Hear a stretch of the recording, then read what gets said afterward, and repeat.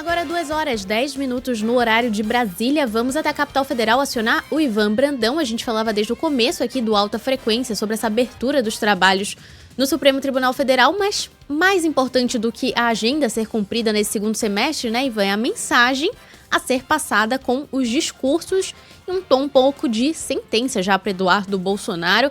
Qual que é a sua avaliação do assunto? Boa tarde para você.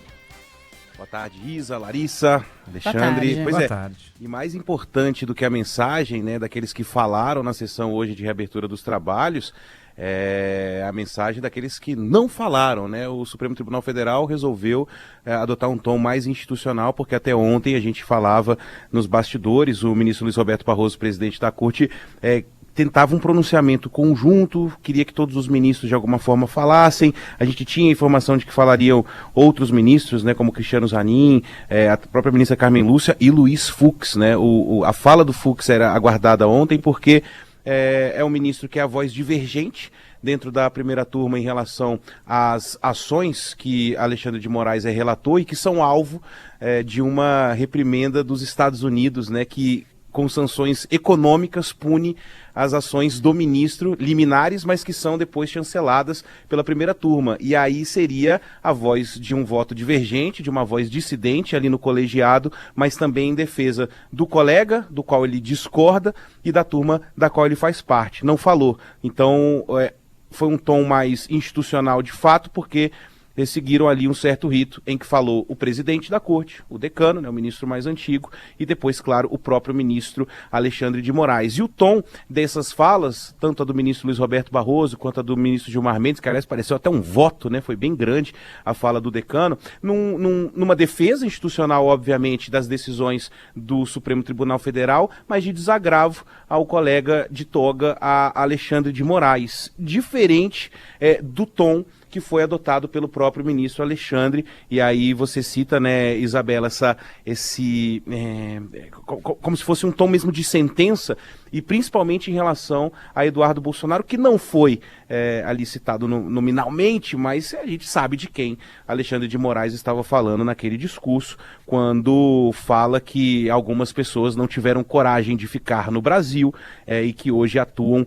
Estou lendo aqui as palavras de Alexandre de Moraes, atuam com atos hostis e criminosos com patente finalidade de obstruir a justiça e coagir o STF. Porque aí quando ele fala, quando ele afirma que essas pessoas estão atuando com a patente finalidade de obstruir a justiça, é como se ali, de fato, no meu entendimento, ele já estivesse meio que sentenciando, né, e falando que essas pessoas que saíram do país, e a gente sabe quem são, não nominalmente falando, mas estão cometendo um crime também de coação ao Supremo Tribunal Federal, né? Eu separei aqui outros trechos do ministro Alexandre, como a gente ouviu aí na abertura do Alta Frequência, mas me chamou muito a atenção de quando ele fala que essas pessoas, né, esses que são os acusados de conspirar contra o Estado, contra o Supremo, de um suposto golpe de Estado, não estão lidando com milicianos, né? Ele meio que subverte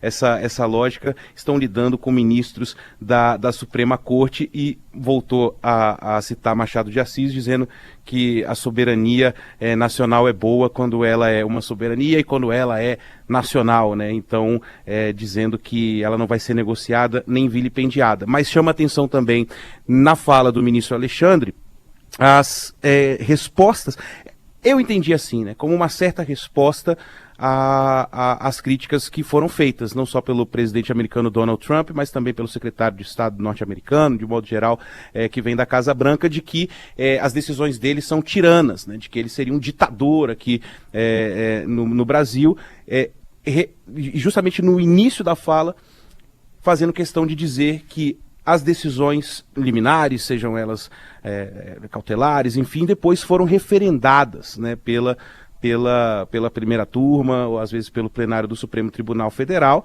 e que E aí negando uma crítica que é feita também à condução dele desses processos, que é a falta de acesso aos autos, que os investigados não têm amplo direito de defesa. E aí ele cita duas passagens, só para eu devolver para vocês, que é, primeiro, a quantidade de advogados de defesa que estão inscritos, né, para defender todas essas pessoas que fazem parte dos inquéritos aí que envolvem o ex-presidente e o filho dele, e também a diferença do número de testemunhas, né, de defesa e de acusação que foram ouvidas nesses processos, e o número de testemunhas de defesa muito maior do que as de acusação. Então, meio que ele faz essa defesa das decisões liminares, mas deixa claro que elas foram referendadas por uma corte colegiada, mas num tom muito mais duro em relação a Eduardo Bolsonaro, ainda que não o tenha mencionado nesse discurso. Ivan, acompanhei aqui, a gente acompanhava aqui na Band News FM, inclusive com a transmissão ao vivo desses discursos, e tudo muito, como você falava, na entrelinha, mas sabendo diretamente para onde estava sendo jogada aquela indireta. Vamos ver quais serão as repercussões ao longo do final de semana, inclusive porque tem manifestação programada pelos apoiadores do ex-presidente Jair Bolsonaro. O que a gente vai ter de repercussão ao longo dos próximos dias, e a gente volta a te acionar aí em Brasília. Abraço para você. Um abraço. É isso, o recado foi dado, inclusive por aqueles que não falaram na sessão hoje mais cedo.